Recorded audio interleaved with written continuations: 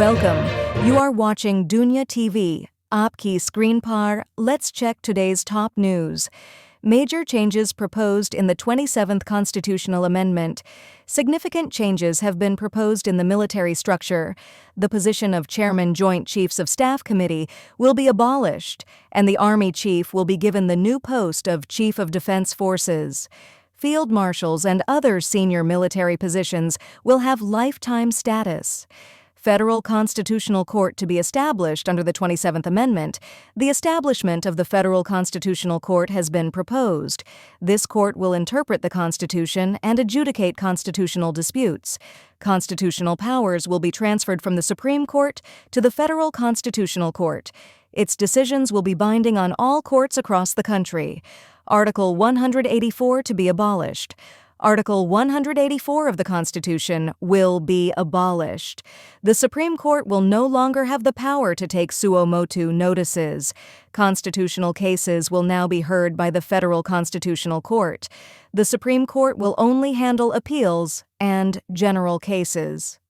Cabinet approves the 27th Amendment Bill. The Federal Cabinet has approved the draft of the 27th Constitutional Amendment. According to Law Minister Azam Nazir Tarar, consensus has been reached on the establishment of the Constitutional Court. The bill will soon be presented in the Senate. PPP supports the amendment bill. The Pakistan People's Party, PPP, has decided to support the government on the 27th Amendment and the establishment of the Constitutional Court. Minor changes have been proposed regarding the transfer of judges.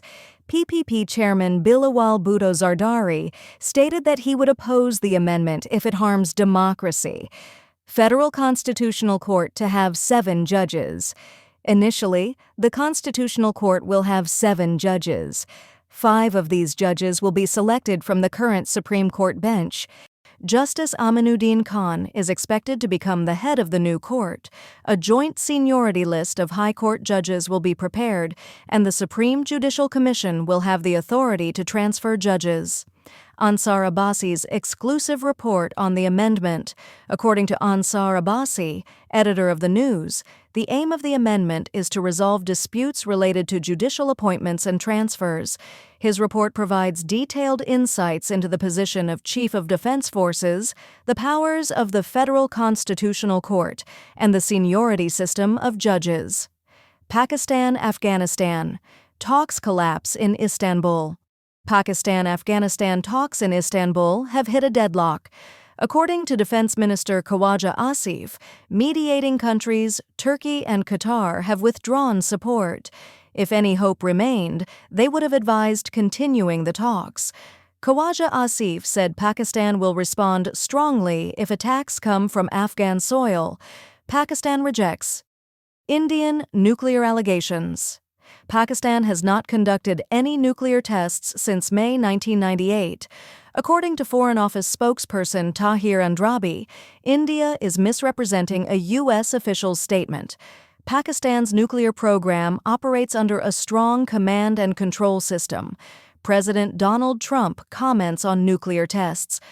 President Donald Trump stated in a recent interview that China, Russia, North Korea, and Pakistan are conducting nuclear tests, but they do not discuss it publicly.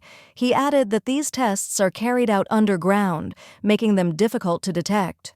Punjab IT internship program launched. According to Punjab Chief Minister Mariam Nawaz, during the 5-month internship, students will receive a monthly scholarship of 50,000 Pakistani rupees.